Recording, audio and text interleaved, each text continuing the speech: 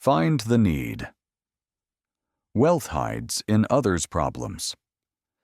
I was sitting at a cozy coffee shop in Asheville last weekend, sipping a latte, the kind that's just sweet enough to wake you up, but not enough to forget your bank account's still tight. At the table next to me, two old friends were catching up. One was stressed, talking about juggling two jobs to pay for his kids' school supplies. The other, relaxed, mentioned checking his rental property app once a month to see the cash flow. Same town, same high school, same starting line years ago, but one sprinting just to stay afloat, while the other's money works while he sips coffee. That moment hit me. Wealth isn't about working harder. It's about playing by the right rules. I've been there, stuck in the grind. In my 40s, I was a receptionist in Chicago, working overtime, thinking if I just pushed harder, I'd get ahead. But my savings stayed flat, and I was too tired to enjoy life. Then I learned the first rule of wealth. Money doesn't come from chasing dollars. It comes from solving problems. Where there's a need, there's a gold mine waiting. Let me tell you about Maria, a 50-year-old single mom from Atlanta. She was a bank teller, barely covering rent and her son's soccer fees. At a neighborhood block party during Labor Day weekend, she overheard parents complaining about finding reliable tutors for their kids. Maria was great at math. She'd helped her son ace algebra. She posted in a local Facebook group, offering affordable math tutoring for middle schoolers. Her first session had 5 kids. Within a year, she had a wait list and was running online classes, earning more than her day job. Now, at 55, she's saving for her son's college and has time for Sunday barbecues. Maria didn't need a fancy degree or a big idea. She just listened to the sighs around her. That's where wealth hides. In the frustrations people share at PTA meetings, the complaints at the grocery store. Maybe you're great at organizing. Could you help busy families declutter their homes? Or maybe you're a whiz at fixing bikes. Could you offer repairs at the local farmer's market? The question isn't, what can I sell? It's, what's stressing someone out, and how can I help? Here's a simple step to start. At the next community event, maybe a 4th of July fair or a church potluck, pay attention to what people need. Write down 3 skills you have, like cooking, writing, or tech support. Then list 3 problems you've noticed, like parents needing quick dinners or small businesses struggling with social media. Find the overlap and test it. Offer a small service, like $20 meal plans or website tweaks, at the next town festival.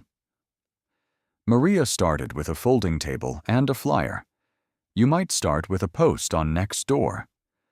Wealth begins when you solve someone's problem, even if it's small. This isn't about reinventing yourself. It's about seeing what's already there. At the next community picnic, notice what people are asking for. Maybe it's pet sitting or help with taxes. Start small, test it out, and let the need guide you. That's the quiet path to prosperity. Act fast. Speed beats perfection. I used to think you needed a perfect plan to make money. Growing up in Ohio, I watched my mom plan every Thanksgiving dinner down to the last cranberry, refusing to start until everything was just right. But in my 50s, running a small event planning business in Denver, I learned a painful lesson. Waiting for perfection keeps you broke. The second rule is simple. You don't have to be the best. You just have to show up first. Let me tell you about Jake, a 46-year-old warehouse worker from Sacramento. During the pandemic, his hours were cut and money was tight. At a local coffee shop's drive-thru during a summer music festival, he overheard neighbors complaining about getting fresh produce without risking crowded stores.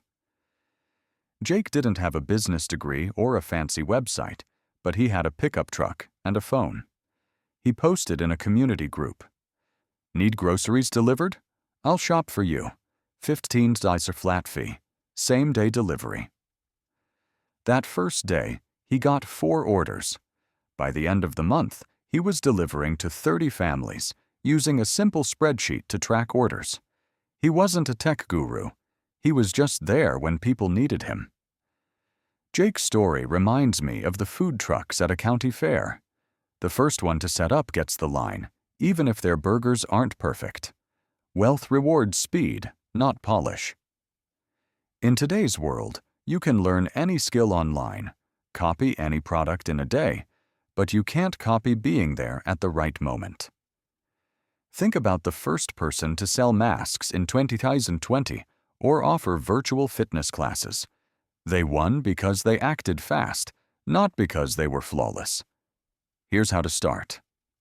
At the next community event, like a Back to S, Chul Fair, or a Memorial Day parade, notice what people need right now. Maybe it's help setting up Zoom for a book club or quick lawn care before a neighborhood party. You don't need a perfect plan, just a small action. If you're good at photography, offer family portraits at a church picnic for $25. If you're handy, post about fixing fences on Nextdoor.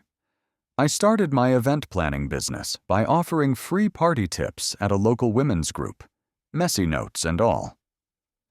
That speed landed me my first clients. Try this. Pick one idea you've been hesitating on, maybe selling homemade candles or tutoring kids. Test it this weekend. Post it in a local Facebook group or set up a table at a craft fair. If it flops, tweak it. The first step is always wobbly, but it's the only way forward. Be the first to show up, and the money will follow. Turn costs into cash. Make your bills work. For years, my monthly bills felt like a weight. Rent, utilities, groceries. Every dollar out the door was a reminder of what I didn't have.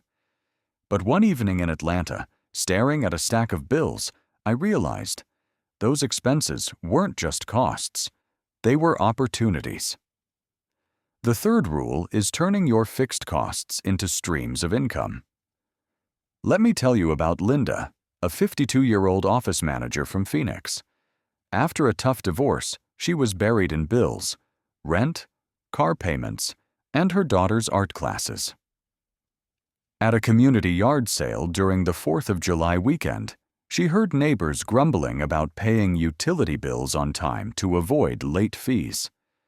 Linda was a pro at budgeting. She'd always helped friends balance their checkbooks. She posted an offer on a local Buy Nothing group. I'll pay your utility bills on time and deliver the receipt, $5 per bill. Within a week, 12 neighbors signed up. While collecting payments, she offered small budgeting tips, which turned into paid workshops at the community center. Now, Linda earns $1,500 a month helping families manage their finances. Linda didn't start with capital or a big idea. She turned a chore, paying bills, into a bridge to connect with people. Every expense in your life is a chance to create value. Your grocery trips could become a meal prep service for busy moms. Your internet bill could lead to teaching seniors how to use email at the library. The question isn't, how much am I spending? It's, how can this spending open a door? Here's a simple exercise. Look at your last 3 months of expenses. Rent, utilities, subscriptions. Pick one and ask, how can this connect me to someone's need? If you pay for a gym membership, offer to lead a fitness class at the local park. If you're buying craft supplies, sell DIY kits at the next holiday market. I turned my catering leftovers into family meal kits, sold at a community fair, making $400 a month from what I already spent. At the next Thanksgiving food drive, notice what people need. Maybe it's help with holiday shopping or home repairs. Offer something tied to your expenses, like a $10 grocery pickup service. This mindset changed my life. Instead of dreading my phone bill, I started offering social media tips to small businesses, turning my data plan into a 500 a month side hustle. Wealth isn't about cutting costs. It's about turning costs into connections. Start small, maybe at the next block party. Your bills can become your business. Share your truth. Build wealth through value. I used to think wealth was just about money, but after years of chasing dollars, I learned the final rule. True wealth comes from creating value that lasts, not just cash, but meaning. It's about sharing your story, your struggles, your lessons, and turning it into something that lifts others up. That's the legacy that brings money back to you, again and again. Let me tell you about Sarah, a 57-year-old former nurse from Nashville. After a health scare forced her to retire, Sarah felt lost, like her best years were behind her. At a local church's Christmas bazaar, she overheard women sharing their struggles with caregiving for aging parents. Sarah had been there, caring for her mom through Alzheimer's.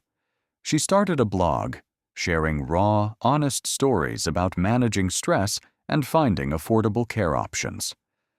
Her first post got 50 views, but within a year, she had 10,000 followers. She began offering Zoom workshops for $20, teaching caregivers how to navigate Medicare and self-care. Now, Sarah earns $2,500 a month, all from sharing her truth. Sarah didn't need a degree or a polished pitch. She had something more powerful, a story that resonated. People don't pay for perfection. They pay for authenticity. Your experiences, raising kids on a budget, surviving a layoff, or learning to garden, are gold. Maybe you've mastered meal planning, sell a $59 ebook on Etsy. Maybe you've navigated a career change, offer a $50 Zoom consultation at the community center. Your story is a product, and the world is hungry for it. Here's how to start. Think of one challenge you've overcome, maybe a divorce, a job loss, or learning a new skill. Share it in a simple post on a local Facebook group or next door. Here's what I learned about X, and I'd love to help anyone going through it. Test it at a small event, like a winter craft fair or a library talk. I started by sharing my budgeting tips at a women's group, which led to paid coaching sessions. That vulnerability, sharing my mistakes, built trust and income. Imagine this. It's a crisp fall evening at a hometown football game, the stands alive with cheers. You're there, feeling fulfilled, knowing your story is helping others while your money grows. You don't need to be perfect, just real. Share one lesson you've learned in the comments. We'd love to hear it. If this video lit a spark, hit like, share it with a friend, and subscribe to Grow Rich Daily for more stories that guide you to wealth, peace, and purpose. Thank you for being here.